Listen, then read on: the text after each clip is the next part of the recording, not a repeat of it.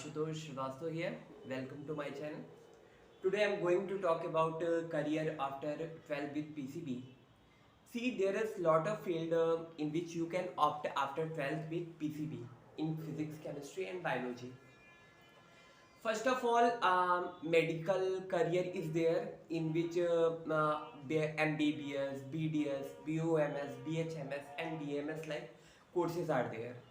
Means at 12th के बाद you have to give the NEET UG exam which conduct once in a year, and if you score a good marks and with good rank you will get government colleges in MBBS, and if you have get less marks then you can get BDS, BMS, BOMS and BHMS as well. See, for the NEET UG preparation, you have to focus on basically three subjects which are completely based on your NCERT only, and some other reference books, physics, chemistry as well as biology. You can prepare your NEET UG exams from various coaching institute after your 12th with PCB, like in Akash Institute are there, Allen Career Institute are there, and some other GRS tutorials like other coachings are there. Apart from this medical field, we can opt other fields like GNM and ANM is also there. GNM and ANM is a completely a nursing based course which you can opt after your 12th. Somewhere it admitted through merit based on your 12th marks, and some good institute take admission in GNM and ANM on the basis of entrance test also. After GNM and ANM, you can opt pharmacy like D Pharma, which is diploma in pharmacy, as well as B Pharma, that is bachelor in pharmacy degree. Bachelor in pharmacy is a 4-year course and D Pharma is 2-year course. After that, after complete that course, you can go to own your own medical shop, or you can go and apply somewhere for the post of pharmacist.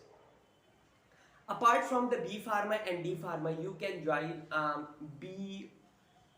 BMLT, Bachelor in Medical Laboratory Technician as well. Some good hospitals like PGI, AIMS and other government hospitals have many requirement of lab technicians. So you can go over there after complete your MLT course, BMLT course, which can be do after 12th with PCB. Apart from this, some other courses like OT technician, X-ray technician, you can join over there only.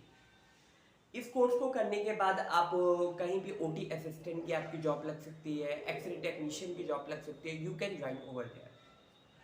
After this courses आप और भी course कर सकते हैं, जैसे BSc कर सकते हैं. आजकल बीएससी केवल आपका फिजिक्स, केमिस्ट्री या जूलॉजी, बॉटनी में नहीं रह गया है. बहुत सारे फील्ड्स ऐसे आ गए हैं जिसमें आप कर सकते हैं, लाइक हॉर्टिकल्चर में आप बीएससी कर सकते हैं, सेरिकल्चर में कर सकते हैं आप BSc, nutrition and dietary science में आप बीएससी कर सकते हैं. तो ये सब काफ़ी कोर्स है जिसको आप कर सकते हैं आफ्टर 12 विद पीसीबी. इसके अलावा भी आप जो है वो बीटेक से बायोटेक्नोलॉजी कर सकते हैं. उसका भी स्कोप अब धीरे धीरे इंडिया में जो है वो डेवलप हो रहा है. आफ्टर बायोटेक्नोलॉजी कंप्लीट करने के बाद आप growing cities like Kolkata, Delhi, Mumbai, Gurgaon, इन सब में आप जॉब इजीली पा सकते हैं. इसके बाद अगर आप कोई कोर्स करना चाहें तो इसके बाद बैचलर ऑफ आर्ट्स होता है, जो कि साइकोलॉजी में आप कर सकते हैं, सोशियोलॉजी में कर सकते हैं, मास कम्युनिकेशन में कर सकते हैं. ये भी एक अच्छा ऑप्शन है जो आप आफ्टर 12 विद पीसीबी कर सकते हैं. इसके बाद आपका एक कोर्स आता है बायो इन्फॉर्मेटिक्स का कोर्स होता है. बायो इन्फॉर्मेटिक्स का भी आप कोर्स कर सकते हैं, जिसमें आप आगे चल के कंप्यूटर्स और बायो का बेसिकली एक कॉम्बिनेशन होता है, जिसमें आप किसी भी इंजीनियरिंग कॉलेज या फिर बहुत सारे इंस्टीट्यूट लाइक डोइक इंस्टीट्यूट भी है, उसमें आप एंट्रेंस के थ्रू या फिर मेरिट के थ्रू एडमिशन ले सकते हैं. इसके अलावा आप जो है वो ऑप्थेल्मिक में ले सकते हैं, लाइक आप ऑप्थेल्मिक टेक्नीशियन का कोर्स कर सकते हैं. इसके बाद आप इसमें मास्टर्स और PhD करके आप आगे हॉस्पिटल्स में टेक्नीशियन के लिए अप्लाई कर सकते हैं। इसकी भी बात अगर छोड़ दी जाए तो फिर आगे चलकर आप जो है वो नीट के ही थ्रू आजकल वेटनरी होने लगा है, जिसको हम बोलते हैं कि जो पशुओं का, जीव जंतु का डॉक्टर होता है उसके लिए। इसमें भी आप नीट क्वालिफाई करने के बाद जा सकते हैं। जो कोर्सेज हैं वो आपके कुछ तो नीट के थ्रू होते हैं और कुछ जो है वो नीट के अपार्ट होते हैं। नीट के थ्रू जो कोर्सेज होते हैं आपके, जिसमें एडमिशन होता है वो आपका MBBS होता है। अगर आपका बहुत अच्छा मार्क्स है नीट में तो आपको डेफिनेटली MBBS गवर्नमेंट कॉलेज से मिल जाएगा, नहीं तो प्राइवेट कॉलेजेस भी हैं जिससे आप कर सकते हैं, डीम्ड कॉलेजेस हैं जिससे आप कर सकते हैं, सेंट्रल इंस्टीट्यूट है जिससे आप MBBS कर सकते हैं।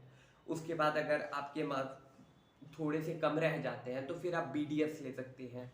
BDS जो होता है वो डेंटल सर्जरी में बैचलरेट का कोर्स होता है। इसके आगे आप MDS कर सकते हैं और उसके बाद डिफरेंट फेलोशिप कोर्सेज कर सकते हैं। इसमें भी एडमिशन आपको जो है वो नीट के थ्रू ही होता है। इसके बाद आप BAMS कर सकते हैं जो आयुर्वेदास के डॉक्टर होते हैं। इसमें भी आपका एडमिशन जो है वो नीट के थ्रू होगा। उसके बाद आप जो है वो BHMS कर सकते हैं, होम्योपैथी के जो डॉक्टर होते हैं उसमें भी आप कर सकते हैं, बैचलर्स कर सकते हैं। इसमें भी एडमिशन जो है आजकल कॉलेजेस में जो है वो नीट के थ्रू ही होता है। इसके बाद आप UMS यूनानी मेडिसिन में अपना करियर बना सकते हैं। इसमें एडमिशन जो होता है वो नीट के थ्रू होता है। उसके बाद आज का वेटरनी, जैसे मैंने आपको बताया वेटनरी, इसमें आप जो है वो नीट के थ्रू एग्जाम क्वालिफाई करके कर सकते हैं। इसके अलावा BPT और MPT का भी कोर्स आजकल है जिसमें आप फिजियोथेरेपी का कोर्स कर सकते हैं। बैचलर इन फिजियोथेरेपी करके आप किसी डॉक्टर के अंडर जो ऑर्थोपेडिक है उसके अंडर प्रैक्टिस कर सकते हैं। वो फिजियोथेरेपिस्ट रखते हैं, अच्छे अच्छे हॉस्पिटल्स अपने अंडर में फिजियोथेरेपिस्ट रखते हैं, या फिर आप खुद का अपना फिजियोथेरेपी का क्लिनिक खोल सकते हैं जहाँ पे आप लोगों की फिजियोथेरेपी करके अच्छा अर्न कर सकते हैं। BMLT, OT technician, x-ray technician, ANM, GNM, ये सब जो कोर्सेज हैं वो आपके नीट के अपार्ट है। इसमें आप बिना नीट का एग्ज़ाम दिए जा सकते हैं और इजीली जो है वो कोर्स कंप्लीट करके कहीं पे गवर्नमेंट वैकेंसीज़ के लिए या फिर कहीं पे प्राइवेट वैकेंसीज़ के लिए अप्लाई कर सकते हैं। बाकी BSc के बाद भी आपका ब्रॉड स्कोप है, आप किसी में भी माइक्रोबायोलॉजी में, बायो इन्फॉर्मेटिक्स में अपना करियर बना सकते हैं। BSc के बाद आप मास्टर्स कर सकते हैं, नेट क्लियर करके आप कहीं पे प्रोफेसर बन सकते हैं, या फिर आप बायोटेक्नोलॉजी में BTech कंप्लीट करके अपना कोई अच्छा कंपनी ज्वाइन कर सकते हैं।